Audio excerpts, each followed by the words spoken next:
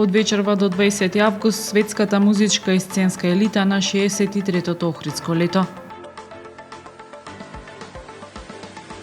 Поради болест на обвинетиот одложено денешното рочиште од судскиот процес за случајот Бендиков. Отворена изложбата со фотографии на Јонче Поп Стефанија, сведок за животот во Охрид во 1940 до 1945. Вечерва се игра финалето на турнирот Петров ден 2023. За титулата се борат АСП Пак и Вапко Сервис Џуте.